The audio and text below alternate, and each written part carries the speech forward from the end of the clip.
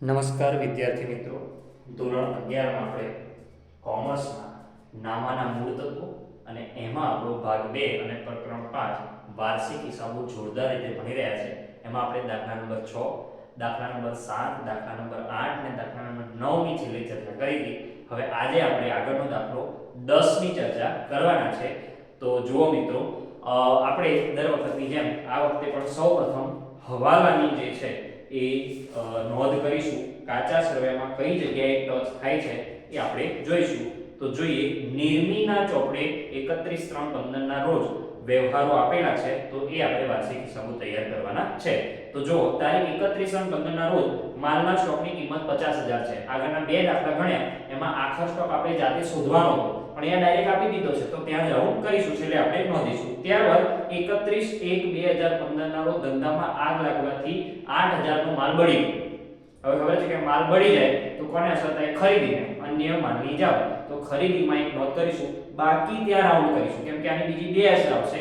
વીમા પ્રીમિયમ જે મળ્યું છે એ અને નુકસાન ગયું છે તે 70% દાવો મંજૂર કર્યો છે. જો રેડી, તો ત્યાં પણ આપણે રાઉન્ડ કરીશું.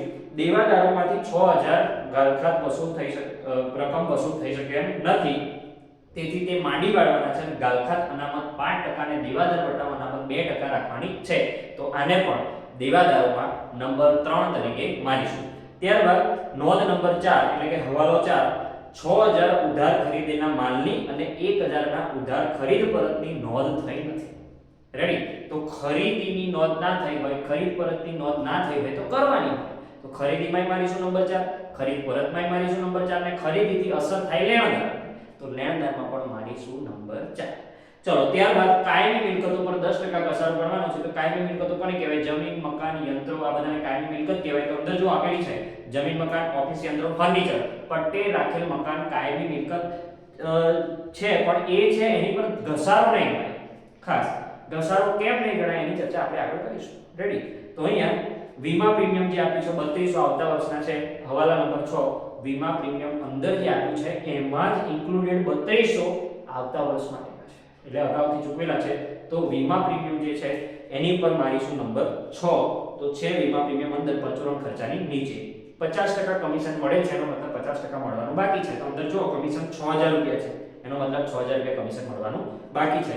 તો હવે આપણે દરેક વ્યવહારની સ્ટેપ બાય નોંધ કરતા જઈએ છીએ. પહેલું આપ્યું છે મૂડી 2,70,000 રૂપિયા. ખાસ ધ્યાન, તો મૂડી આપી છે 2,70,000. પાકા સોનામાં મૂડી દેવામાં મૂડી પહેલું 2,70,000 રૂપિયા. કોઈ હવાલો એમાં છે નહીં, તો જશે તે. ત્યારબાદ ઉપાડ છે 16,200 ઉધાર બાકી, તો એમાં પણ કોઈ હવાલો નથી, એટલે જશે તે 16,200. ત્યારબાદ જમીન મકાન આપ્યું છે 1,80,000 અને એની પર ઘસારો કરવાનો છે 10%. તો જમીન મકાન નીચેની મિલકતોમાં દ્રશ્ય જમીન મકાન 1,80,000, એની પર ઘસારો 10%, એટલે 18,000 રૂપિયા.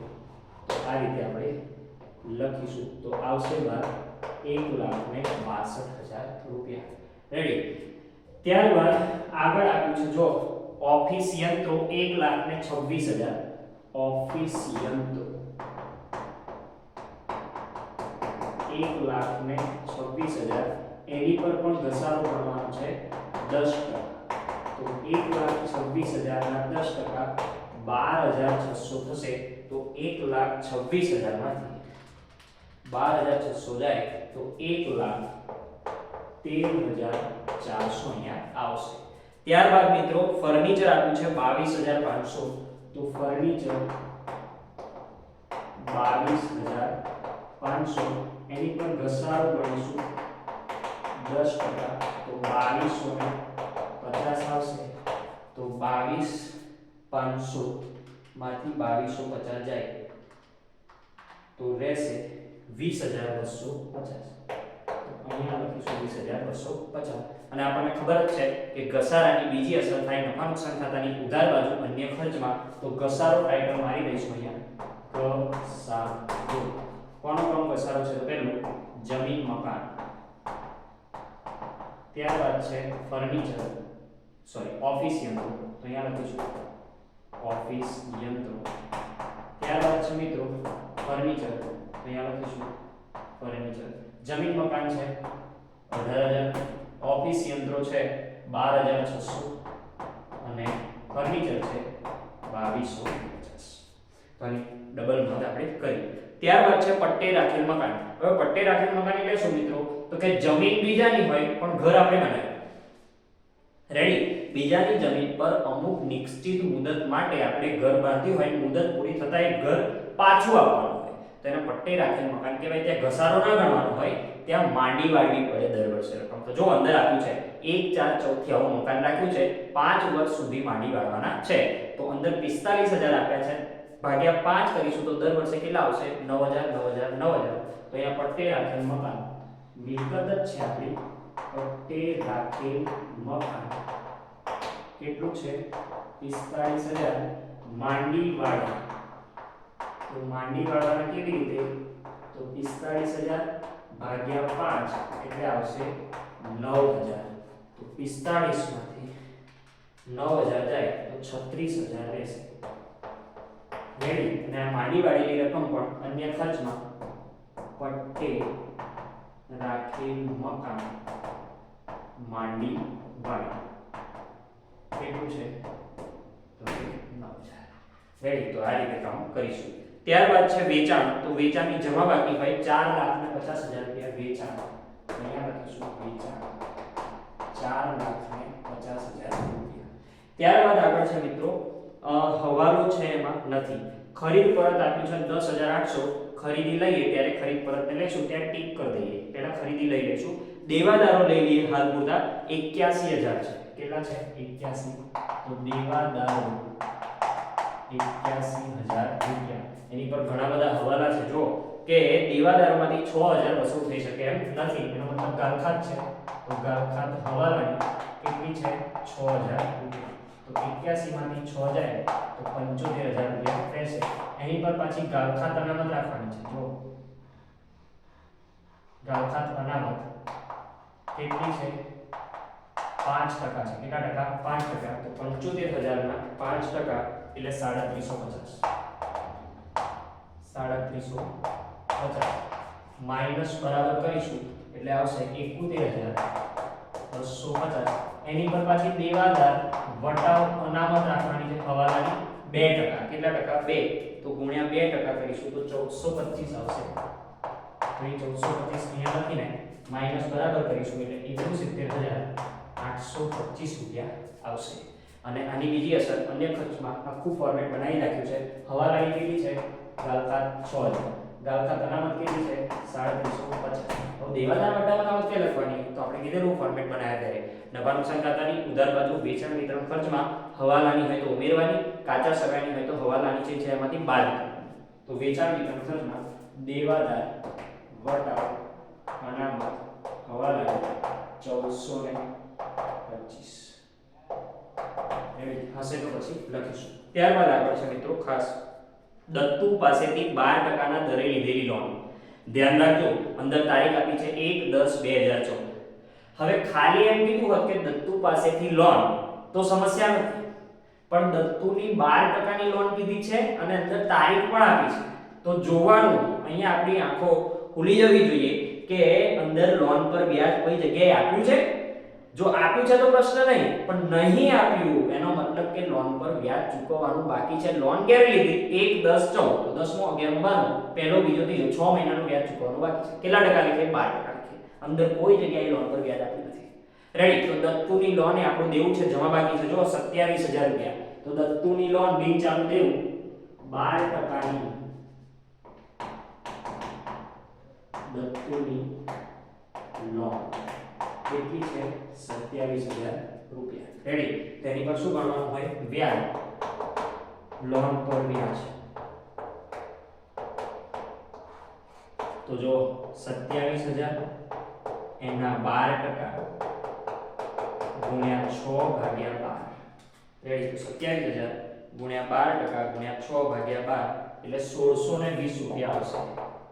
1,620 રૂપિયા લોન પર વ્યાજ આપવાનું છે. લોન પર વ્યાજ આપીએ તો નાણાકીય ખર્ચમાં આવશે નફા નુકસાન ખાતાની અહીંયા લોન પર વ્યાજ કેટલું છે? 1,620. તો તો આ મિત્રો છૂપો હવાલો છે, હજુ ચૂકવવાનું બાકી છે, એટલે ચાલુ દેવામાં ચૂકવવાનું બાકી લોન વ્યાજ 1620. આમાં એડ કરવું હોય તો એ કરી શકાય, પણ સાચી પદ્ધતિ આ છે એટલે આપણે ત્યાં લખીશું. ત્યારબાદ આગળ છે ખરીદી. જો 1,80,000 ઉધાર બાજુ ખરીદી લખીશું.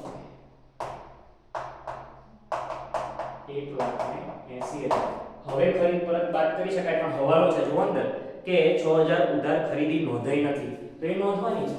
તો પ્લસ ન નોંધેલ ખરીદી કેવી છે, હવાલા 6,000 રૂપિયા. તો હવે થઈ જશે 1,86,000 રૂપિયા. ત્યારબાદ છે ખરીદ પરત. કાચા સરવૈયા જો ખરીદ પરત કેટલું આપ્યું છે અંદર, પહેલા 10,800 છે જમા બાજુ, તો એ 10,800 આપણે લખીશું, અને પાછું ખરીદ પરત હવાલાનું પણ 1,000 રૂપિયા, તો એ પણ શું કરીશું, બાદ કરીશું. રેડી. અને જે રકમ આવે એ આપણે પછી લખીશું ખાસ. ત્યારબાદ વેચાણ પરત આપ્યું છે 9,000 રૂપિયા, તો વેચાણમાંથી બાદ થાય વેચાણ પરત 9,000 રૂપિયા. ત્યારબાદ આપણે મિત્રો વેચાણ પરત પછી નૂર આપ્યું છે, પરચુરણ ખર્ચા છે. નૂર છે 13,500 ખરીદીના ખર્ચામાં, ખરીદીના ખર્ચા એમાં લખીશું નૂર. નૂર આપ્યું છે ફરીથી 13,500, તો અહીંયા લખીશું 13,500. પરચુરણ ખર્ચા વહીવટી ખર્ચામાં આવે, એટલે પરચુરણ ખર્ચા કેટલા આપ્યા છે, પરચુરણ ખર્ચા જરા જોવો તો પરચુરણ ખર્ચા આપ્યા છે 3,150. રેડી. હવે મોસ્ટ આઈએમપી વીમા પ્રીમિયમ. જો તો વીમા પ્રીમિયમ અંદર કેટલું આપ્યું છે, 14,200, પણ હવાલો વાંચો કે વીમા પ્રીમિયમના 3200 આવતા વર્ષના છે, એટલે અગાઉથી ચૂકવાઈ ગયું છે, પણ શેમાં, 14,200 માં છે. રેડી. એટલે વીમા પ્રીમિયમ અહીંયા લખીશું, વીમા પ્રીમિયમ. હાલ કેટલું છે ખબર નથી, પણ ટોટલ ખબર છે કેટલું છે, 14,200. તો હવે અગાઉથી ચૂકવેલ કેટલું છે, 3200 છે. કેટલું છે, 3200. તો 14,200 માઈનસ 3200 જાય તો 11,000 રૂપિયા જે છે એ 14,200 અને એમાંથી 3200 જાય તો છે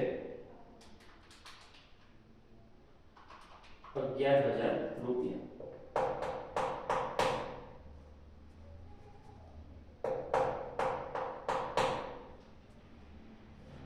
ફરી વાત છે મિત્રો હવાલો, તો 14,200 આપ્યું છે અંદર, અને અંદર એવું કીધું છે કે જેમાં અગાઉથી ચૂકવાઈ ગયેલા છે કેટલા છે, 3200. તો 14,200 માઈનસ 3200 ચૂકવાઈ ગયા છે, તો સરસ. અહીંયા રહ્યા કેટલા, 11,000. કેટલા રહ્યા, 11,000 ખાસ. તો અહીંયા કેટલા હતા, 14,200, એમાં ચૂકવાઈ કેટલા ગયા છે, 3200, તો રહ્યા કેટલા, 11,000. તો આ રીતે કામ કરવાનું છે ખાસ. તો પહેલા વાંચીશું અને પછી વ્યવસ્થિત લખીશું. તો ખાસ 14,200 વીમા પ્રીમિયમ છે, 3200 અગાઉથી ચૂકવાઈ ગયા છે, તો અત્યારે કેટલા છે, 11,000 રૂપિયા. તો ખાસ. ત્યારબાદ છે ગાલખાત કાચા સરવૈયાની 12,080. કેટલી છે, 12,080. ગાલખાત કાચા સરવૈયાની 12,080. ત્યારબાદ છે ગાલખાત અનામત 12,600, તો 12,600.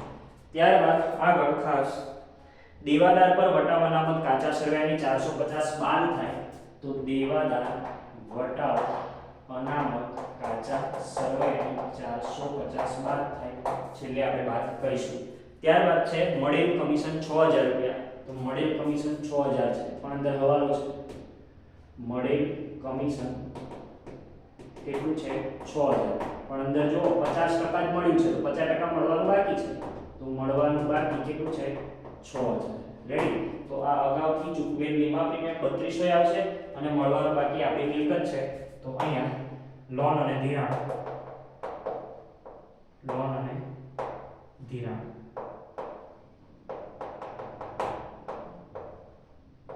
એમાં અગાઉથી ચૂકવેલ વીમા પ્રીમિયમ કેટલા છે, 3200, મળવાની બાકી કમિશન કેટલું છે, 6,000. તો આ રીતે બંનેની બે નોંધ પૂર્ણ થાય છે. આગળ મિત્રો ખાસ માલનો સ્ટોક 1/4/2014 છે 9900 રૂપિયા, 9,900 રૂપિયા શરૂઆતનો સ્ટોક.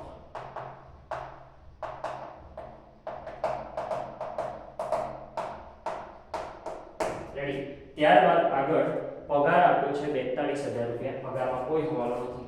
વહીવટી ખર્ચમાં પગાર 42,000 રૂપિયા.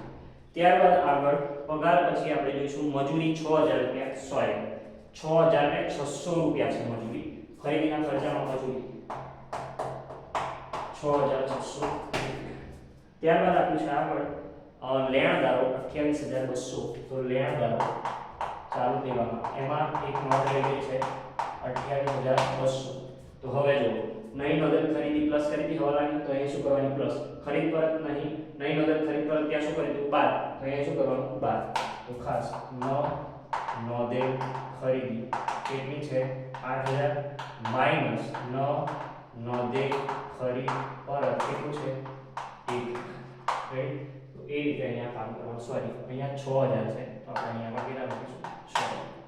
રેડી. તો આ રીતે કામ કરીશું. ત્યારબાદ લેણદારો ગયા પછી ડેડ સ્ટોક, કોઈ પણ પ્રકારનો સ્ટોક ચાલુ મિલકત કહેવાય 4500 રૂપિયા. ડેડ સ્ટોક 4500 રૂપિયા.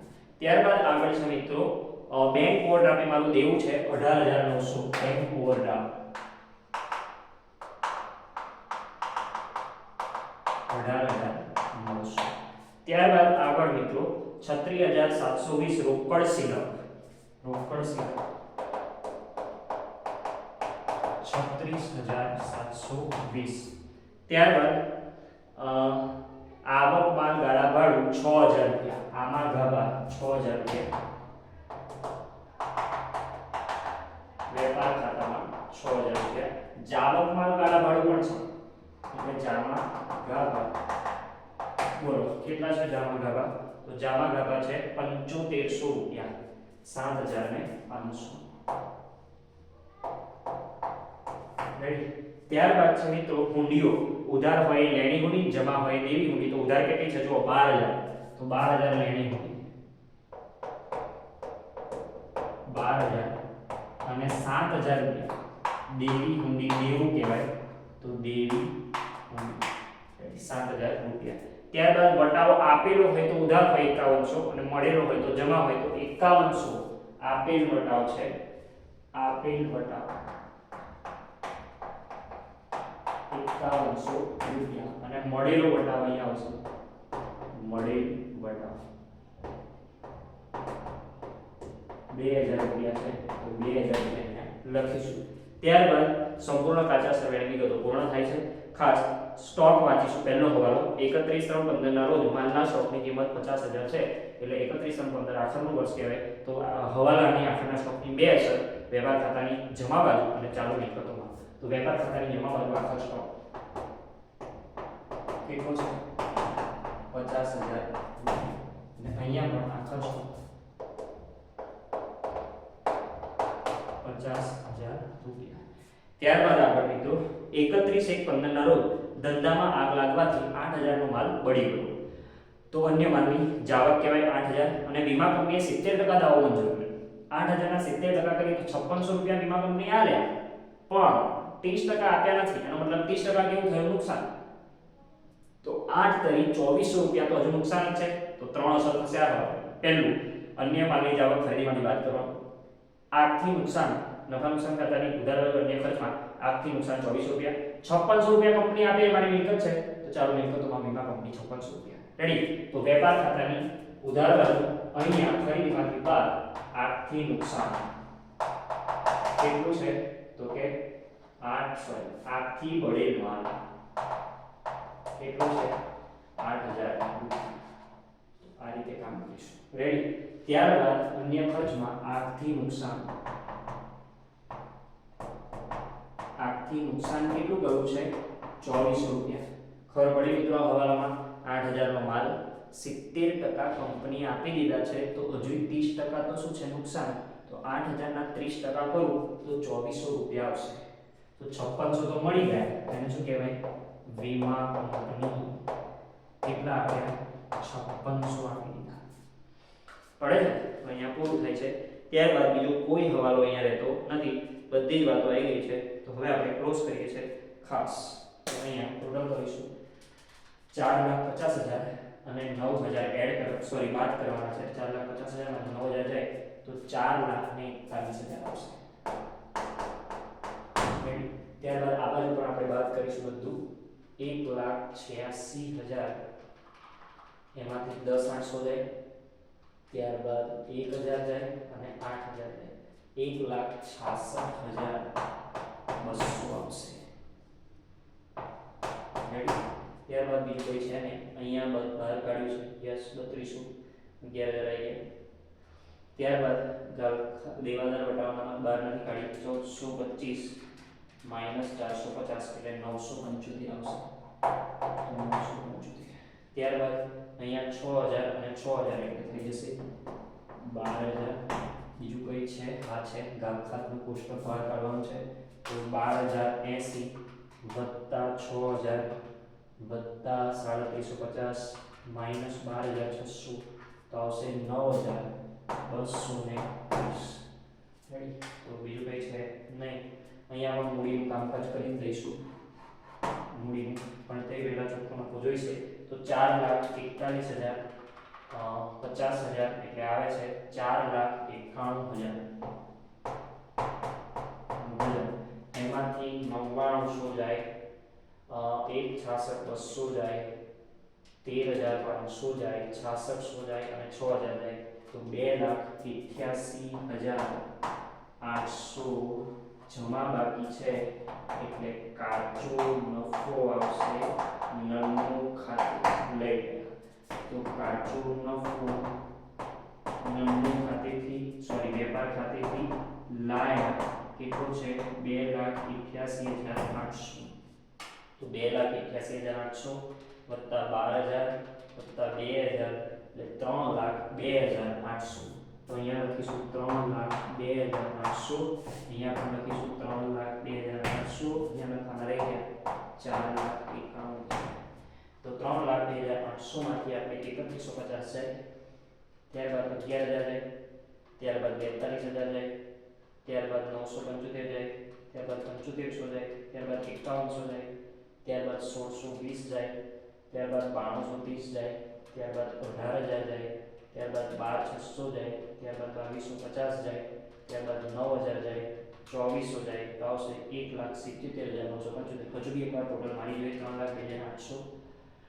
રેડી? એમાંથી 3,150 જાય, 11,000 જાય, 42,000 જાય, 975 જાય, 5100 જાય, ત્યારબાદ 1620 જાય, ત્યારબાદ 1230 જાય, 18,000 જાય, 12,600 જાય, 2250 જાય, 9,000 જાય, 2400 જાય.